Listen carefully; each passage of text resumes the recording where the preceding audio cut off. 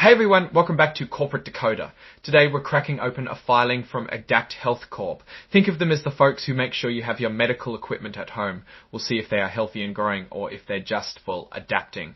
This is an 8K filing, which is like a quick update a company gives to keep investors in the loop instead of waiting for the big quarterly or yearly reports. They file these when something important happens. Today, we're going to dive into their annual meeting to see how they did, who got elected, and what the shareholders decided. Before we start, if you appreciate getting straight insights from corporate documents, make sure you're subscribed. We also have a Discord community linked in the description below for even more discussions.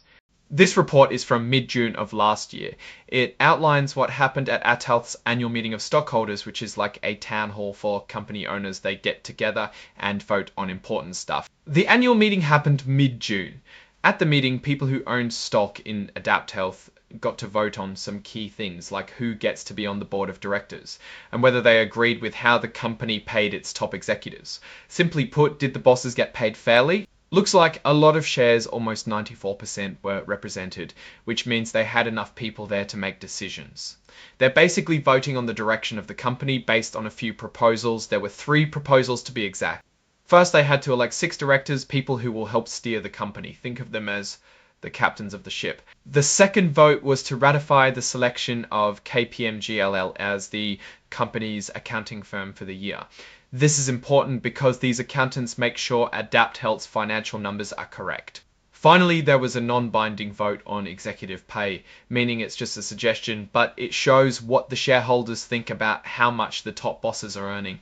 Time of the election. The big question is who got the job. Let's look at who was elected to the board and by how much. The first name on the list is Terence Connors. Terence Connors got roughly 71 million votes in favour compared to about 41 million withheld. People can withhold their vote if they don't fully support a candidate. You can see similar numbers from Brad Coppens as well, with about 71 million for and 41 million withheld. Ted Lundberg got more votes, around 77 million for. Next, we have Dr. Susan Weaver. Dr. Susan Weaver scored much higher, around 101 million votes for and just about 11 million withheld. And David Williams III follows closely. David Williams III got around 99 million for and about 13 million withheld, and about 13 million withheld. And finally, there is Dale Wolf. Dale Wolf got about 78 million for and about 34 million votes withheld. The election results show that each nominee was elected to serve as a director until the next annual meeting or until their successor is elected. Next matter of vote, did the stockholders ratify the appointment of KPMG as the company's accounting firm? It looks like an overwhelming majority voted in favour, with close to 124 million votes for, about 2 million against, and a little over 100,000 abstaining.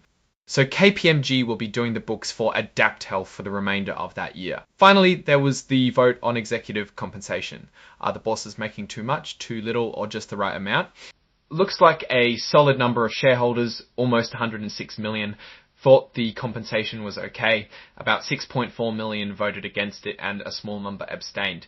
Remember, this vote is just a suggestion. The board doesn't have to change anything based on this vote, but they might consider these results to make sure they're aligned with what the shareholders want. Now, what does all of this mean? Shareholders generally trust the current board, as all directors were elected. Approval of KPMG shows faith in their financial oversight. And while the executive compensation vote passed, the significant number against may be a signal for the board to consider future pay packages more carefully. AdaptHealth seems to be sailing smoothly, but it's always wise to keep an eye on those executive pay votes. It's a window into shareholder sentiment and could signal potential rough seas ahead if not managed well. Alright, that's our quick and easy breakdown of AdaptHealth's latest filing. If this analysis was valuable to you, hitting that like button really helps, and subscribe for more of these deep dives made easy. Also, don't forget to check out the Discord in the description. Thanks for watching, and I'll see you in the next one.